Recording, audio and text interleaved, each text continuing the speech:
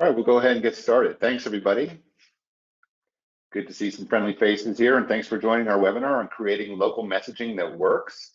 I'm Dave Regels with MessageGears, and I'm here with some friends from Culver's and Sageflo, and we're going to talk about, well, local messaging and how to empower and support your local teams on your marketing messaging. So, again, I'm Dave Regels. I run the accounts team here at MessageGears. Been here for a number of years, and very proud to say that I've worked with Liz at Culver's and Per and June at Sageflo for a while now, and we're excited to talk to you all. Before we get started, I'm going to do a quick poll, and then we're going to go around the horn and do some intros. So I'm just going to launch a poll for a few seconds here and invite everybody to chime in and just let us know how comfortable you are with allowing your local teams or franchisees to execute marketing campaigns. A lot of you, I think, really work for a national or international headquarters for a brand. We want to get a sense as to how comfortable you are with letting, whether it's franchisees or local operators or local teams, do some marketing for you or for themselves, really, in their local markets. So we're getting some good responses coming in so far. I'll give it just another second.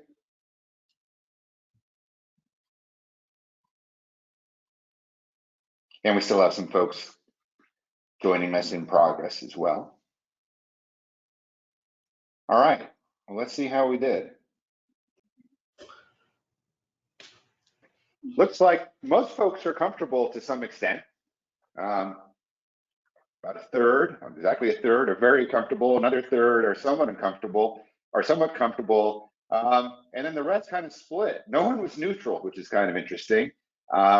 And 1 in 6 of you say this scares you. So hopefully, for those of you who are comfortable, we can provide some tactics and strategies that'll help you move forward. And for those of you who are uncomfortable, we'd love to hear your questions and talk to some pros here who've got a lot of experience with it and get you to a place where you are comfortable doing it. So with that in mind, I'm going to turn it over to Liz. If you want to do a brief introduction, tell us a little bit about yourself and about what you do at Culver's. Absolutely. Thanks, Dave. I'm happy to be here. So at Culver's, I primarily focus on digital and social guest communication and engagement tactics, which really cover our digital content and social media strategy and email programs, both from a system-wide and local perspective. And for those that aren't familiar with Culver's, we are actually an 875 plus location restaurant chain in almost 26 states. The almost being that we broke ground in Arkansas, but we aren't quite open there yet. So close, it's around the corner.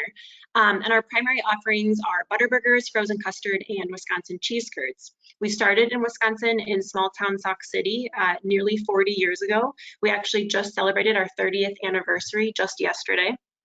And we are actually nearly all franchised. We only have 6 company-owned locations, and every other unit in our system is locally owned and operated. And in other quick news, not entirely relevant to this discussion, we actually just launched a swag site. We're calling it the Butterburger Boutique, and we have 2 $10 gift card codes to give away to 2 listeners. I believe someone from the MessageGears team will be coordinating that and selecting those, so just stay tuned at the end. Thanks, Liz. And I can say, having dined at Culver's a bunch of times, these would be well worth it to stick around and get your hands on some of these certificates. Per and June, you want to do some brief intros, and then I think June, you wanted to kick things off with a question for Liz. Yes, great. Hey, I'm Per Carreau and with Sageflo.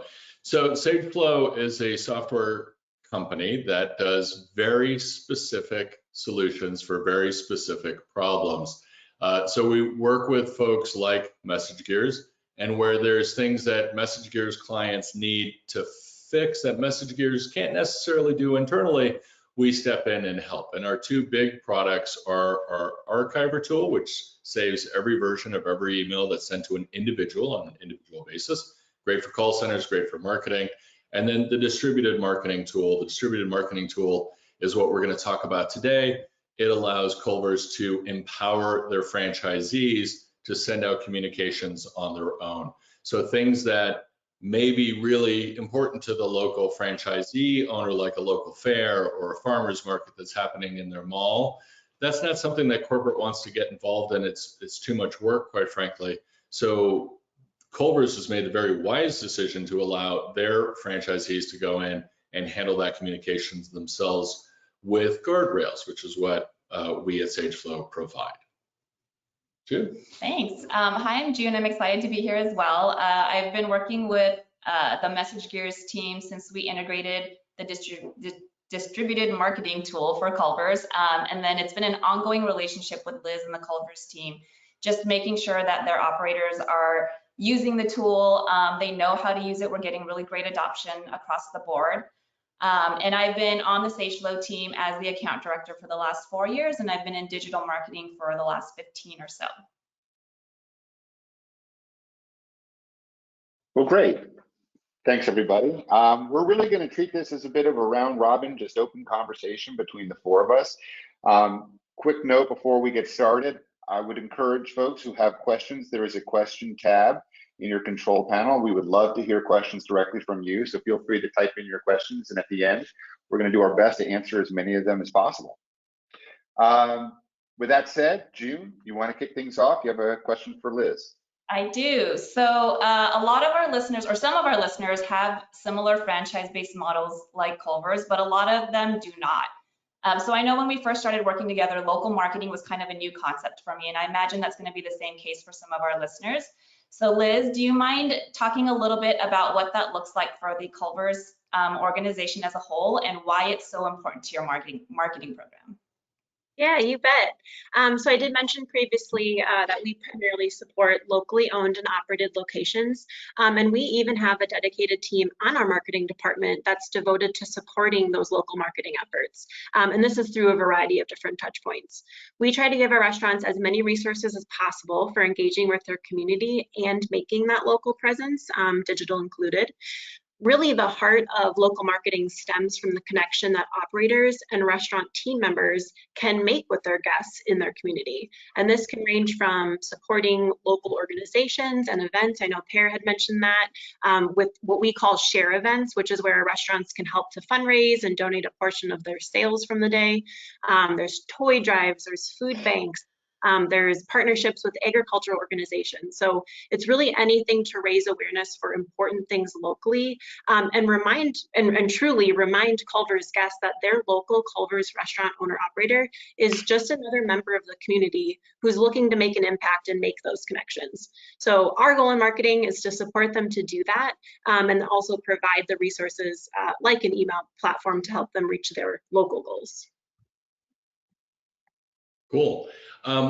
Going back to the RFP process, can you walk us through kind of why you got to the point where you decided to empower your franchisees to be able to communicate on their own? What were the challenges you were trying to solve for, and solutions, benefits, and kind of just kind of walk me through that, please. Yeah, so we've been using email since, I think it was since 2006. And one of the largest goals with the solution was not only to support a system-wide email e-club platform like many brands have, but also finding a solution that allowed our local restaurants to reach their guests via email too. That what we're talking about a lot today. And so it was a part of our effort to bridge that gap between us as a corporate, I'll call us a corporate big brand, and then give our franchisees the tools to communicate locally. However, it was really important for us not to go rogue. I think that was the biggest goal here, and not have something that was customized, at least to a point, for our restaurants.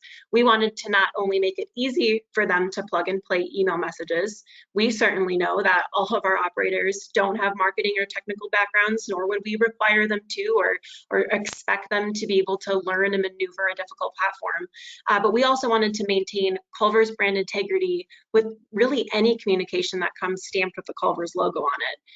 So it was really important to have something simple to use with brand approved templates, and creative, like the images that are provided in those emails too. Those were really big priorities. Easy to use for our operators, but also being able to control the messaging as a franchisor. And I will say, from this last experience with the RFP process with MessageGears, we had a little bit of a different approach than we've had in the past. In the past, we usually had a mile-long list of requirements of what we were hoping to find out of a solution. I think Pear's laughing because he's heard this before. We always had this long list. We were essentially looking for a unicorn, but we wanted to take a step back and see exactly what was offered in the industry and how we, as a brand, could fit into the existing solutions out there. Something else that was a little different to this part was we actually had our IT team that was a very integral part of this vendor search. We wanted to prioritize how our data was used from a system-wide perspective, which was a key part of the MessageGears solution. So their team also ended up presenting this integrated solution with Sageflo that met a lot of requirements for what we were looking for in a local messaging tool, which was the easy to use and maintaining the brand control that I mentioned before. As for that long list of requirements that I alluded to, we've kept a super open discussion with the team at Sageflo to determine the best enhancements, not just to make make the most sense for our team and our operators, but also their other clients as well. So since launching with them in 2020, we've been able to cross off a lot, if not all, of those soft requirements that we've had on that long unicorn list, if you will. Good. That's great, and I remember the process really well. I remember you bringing on Sageflo really well, and it's interesting. You talk a lot just now about the data component, and as anyone familiar with MessageGears knows, that's really one of our USPs, and how we treat that totally differently from other platforms. And that was a key part of the integration, right? And being able to integrate directly with your data. I'd love to get a sense from each of you, and maybe start with the Sageflo folks. What was that integration like from your perspective? And then maybe we'll turn it over to Liz and get Culver's standpoint. It's sort of this three-way integration. What was that experience like? What were the, what was that about? What were the lessons learned? From the Sageflo side, anytime we think about integrating with another platform, we're always kind of bracing ourselves for whatever the unknowns might be. In this case, thanks in large part to the MessageGears platform, Dave, what you mentioned about the data architecture, it actually went really, really smoothly, which is not always what happens. The way the data architecture is set up, it helped us to create some pretty complex audience targeting criteria without requiring the Culver's BI team, or our team for that matter, to set up or to have to put together any complicated data customization. So that, on top of the fact, Liz, you kind of alluded to this, but I think all three of our parties were really dedicated to the spirit of partnership. So there was a lot of discussion, open communication, and I think just the willingness to work together through solutions it just really helped make it very streamlined and a smooth process. Yeah, and I'll echo June. I think she kind of covered it from the solution integration perspective. I would just say from a general relationship standpoint, and I just have to put it out there, you'll think that they told me this, but I promise that they didn't. Both the team at MessageGears and Sageflo have really been such wonderful people to work with. I've worked with countless vendors in the industry, but June and Aaron and Per at Sageflo and Dave and his team at MessageGears have really been tremendous to work with. They've always been really patient with me. I think as a marketer who has to rely on others in the organization for more technical support. So they've been really great there. So I've been very grateful beyond maybe the technical piece of this integration. That's great. I mean, it was sort of a shared goal, I think, for all three of us to be able to accomplish, part of your unicorn list ultimately, and being able to work together to do that. So it's nice to find partners who are willing to make that happen. And I've got another question. So I think as we talk about local marketing, one of the coolest things for me, at least working with the Culver's team, has been seeing exactly how the franchise operators are using the tool and what types of messages they're putting out there. I think for people who aren't familiar with local marketing, it's always really helpful to get an idea of what exactly those campaigns are, what types of messages are you sending. So Liz, I'd love if you could talk a little bit about that and maybe share some interesting or fun stories about campaigns that have been particularly successful for you all. Yes, I have actually a lot of examples, but I'll narrow it down to a few because I could talk all day. But I did talk a little bit earlier about some of those community events that restaurants can communicate about with that cause marketing element. But we really utilize local email for really so much more. So we onboarded the tool in fall of 2020. And so from a timing perspective, this was a super great tool for restaurants needing to communicate any issues or updates related to COVID protocol. So whether that was related to restaurant closures, hours updates, or even just to assure guests that their experience would be managed safely when visiting, this was a very essential and well-timed piece for local restaurants to jump into.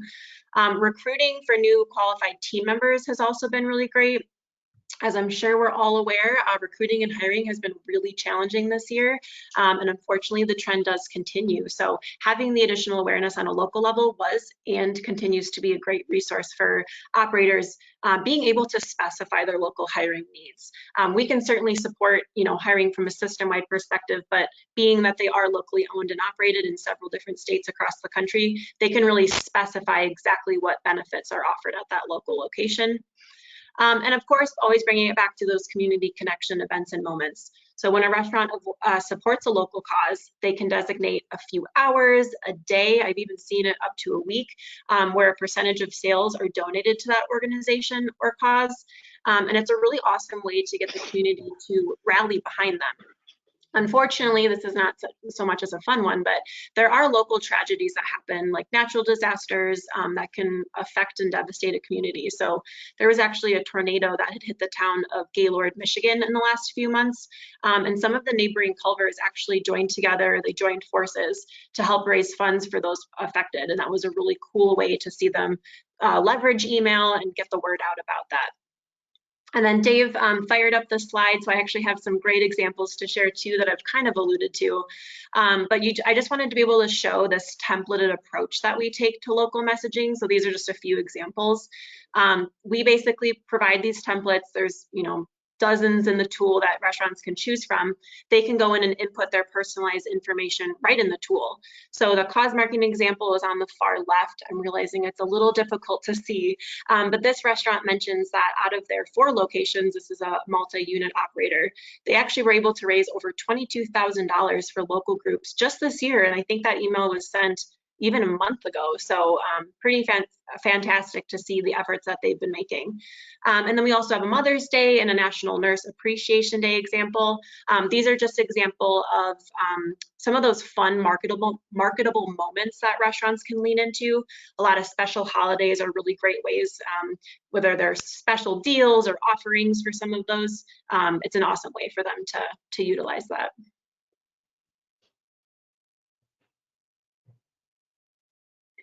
Thanks, Liz, and thanks for providing some examples that we could show our audience today. I'd like to follow up here with the Sageflo folks in particular. Obviously, we're talking to Liz from Culver's. We're talking about the QSR model here, and for obvious reasons, with the franchisee model that a lot of the QSRs use, this is the local marketing approach that we're talking about is great for that industry, but I'm sure it can apply to a lot of other industries and other business models as well. I'd love to hear from your experience. What are some other verticals that this kind of local marketing approach could be applicable for? Sure. Well, when I came on board to Sageflo earlier this year, actually, the reason I got excited about coming on board, I've been in email for 18 years, so it's a space I feel very comfortable with.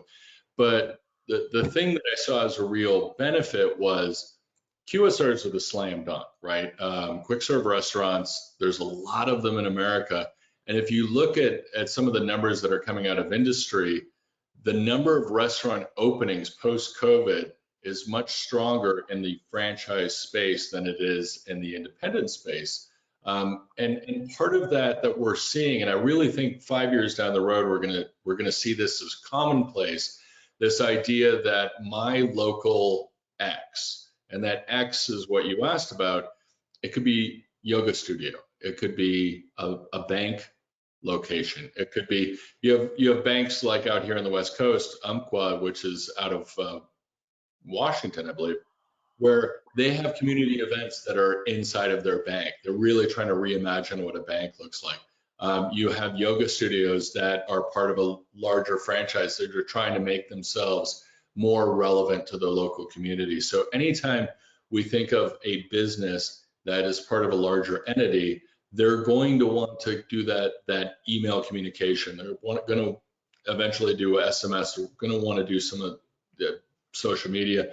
They're going to want to do some of these aspects. So we need to be able to assist them, because what we've seen with some other some other companies that we worked with, their managers went rogue and just started sending out emails, and they used the wrong logo. And they, in one case, I'm not going to say names, they used a clip art from one of their competitors inside of a constant contact email. Like, nature will find a way, managers will find a way to communicate, right? If they're not given a path, they'll go, well, I'm going to figure out a path. So when we talk about other things, I really hammer on branches, brands, and franchises, because those are the kind of the three big ones. And franchises is kind of the easy one to wrap your brain around. But if you're part of a bigger company, like maybe a restaurant company that owns 40 or 50 different brands under you, the person who's running that smaller brand may not have a marketing asset. So you need to be able to give them something. If you're a financial institution, you're going to need to be able to be given a tool to use. If you're a franchisee, most of your day is, do I have enough product to sell? Do I have enough people to staff? The electrical bill been paid? Like, those are your day-to-day concerns. So if somebody starts talking to you about complex marketing things, that may not be your background. So we wanted to make a tool that's as easy as possible for folks to be able to go in and send professional looking emails that are approved by corporate, that work within those parameters. So it kind of is an open door, and we've actually been on our site just trying to limit who we talk to initially, because there are so many people who could use this, right? So did that answer your question, Dave? Yeah, that's great. That's great. Liz, we've spent a lot of the time so far talking about how easy this is and how great this has been from your perspective, but right, most of the audience here is probably marketers, and they're going to believe in the data. So, how impactful has this been for Culver's? Yeah, and I actually have another slide to kind of hit some of these points home. But anecdotally, we've seen a great impact from all of our local marketing efforts, but just specifically to email, local email usage and engagement. So we've seen over half of our operators log in to use the tool at least once, which is really great. And many of those users that have logged in, and maybe they've logged in in the past, but those who are logging in frequently are actually engaging with their guests on a consistent basis, which is really great to see. The open rates and engagement with local emails is far higher than our system-wide messaging. And we believe this is attributed to the local nature of the content. It's a lot easier for guests to connect and relate to their local restaurant email content. The subscriber lists are certainly smaller. I will say this, they're certainly smaller than our system-wide subscribers collectively, but we love that our restaurants continue to reach out and communicate with their most loyal guests, because they truly are the ones that signed up and chose to hear from them, and continue to deepen those relationships, creating a much more valuable consumer.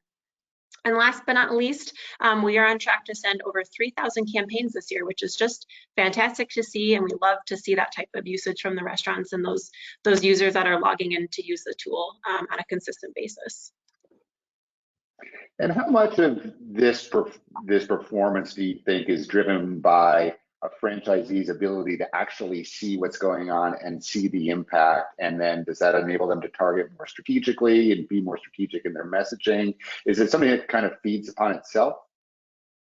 Yeah, so we actually did recently implement a performance analytics dashboard within the tool. Restaurants are actually able to see that, engage with it, see how their subject lines, and see how that content is performing.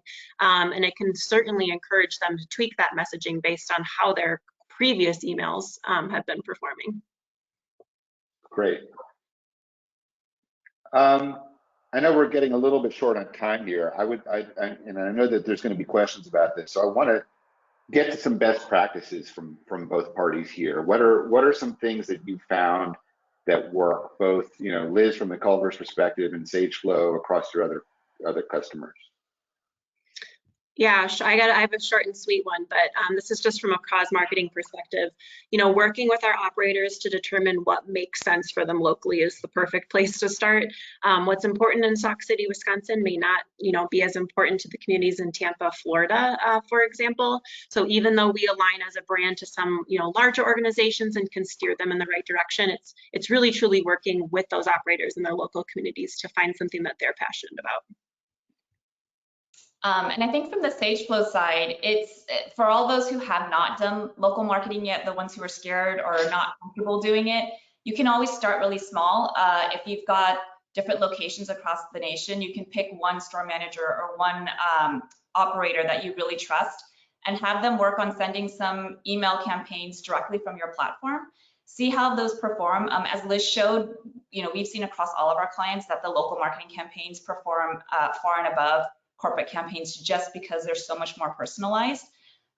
Run that type of test, and then as you start to scale out, you're going to want to put more guardrails in place, and I think that's when you can start taking a look at your marketing tech stack and decide what's right for you, if you've got the right tool set in place, and if you need anything else to supplement to get those guardrails into place.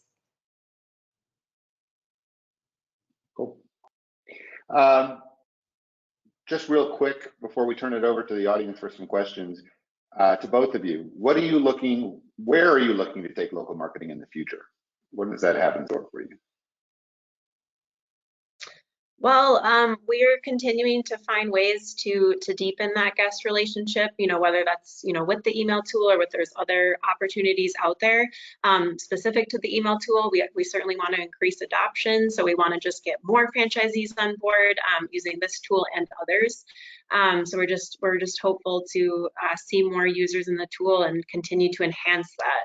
I think that we're at a really awesome point, but I know that there's always things that we can add to make it easier and certainly more efficient. And for Sageflo, we're always looking at ways to kind of expand on the platform. So we're trying to think through ways that we can support other channels like SMS, direct mail, or social, I should say. And then, like Liz said, the adoption has been great, but there's always room for improvement. So we're playing around with a lot of different concepts and ideas about ways to make onboarding just that much easier and more streamlined. All right, so I think we have time for one or two quick questions, and then we'll get to the moment I know everyone's waiting for and see who's going to win those bucks, those burger bucks coming from Liz. So question is, how difficult is it to get operators on board? You know, how do you get them excited about doing their own marketing? How do you get them to not only be excited about it, but also do this in a way that is controlled, but also provides them enough flexibility to be creative in their own way? Yeah, I'll kind of reiterate the identify a cause, because I think that really is that important. You know, we don't have 875 plus expert marketers in the field. So this is not new to us. We have lots of conversations with operators who, you know, may not have as much interest. I know Per said that, you know, franchisees are super busy with operations, so that's not something that they necessarily can make time for. But if we can talk to them and really identify something that's important to them, and then also introduce something that's easy to use, I think it just makes it that much more motivating, that much more inspiring to use. And just showing them, I think, how easy a tool can be to get something out that's really important to them. I think that's a great place to start. Okay. All right. Well, we're running up on time here, so Liz, get your emails ready to send out the winners. Send out your certificates to the winners. And after a random drawing, our winners are Emily Roberts and Kizzy Howell. So Emily and Kizzy, congratulations. Enjoy some Culvers, and we will be getting those certificates out to you shortly. Thanks to everybody for joining us today. Thanks in particular to our guests, Liz, Per, and June. I hope everyone's enjoyed the conversation. I know I have. And we're excited to present this type of content to you, and we look forward to our next webcast coming up. Take care, everybody. Thanks Thanks so much, everyone. Liz. Thanks, Dave. Thanks, everyone else.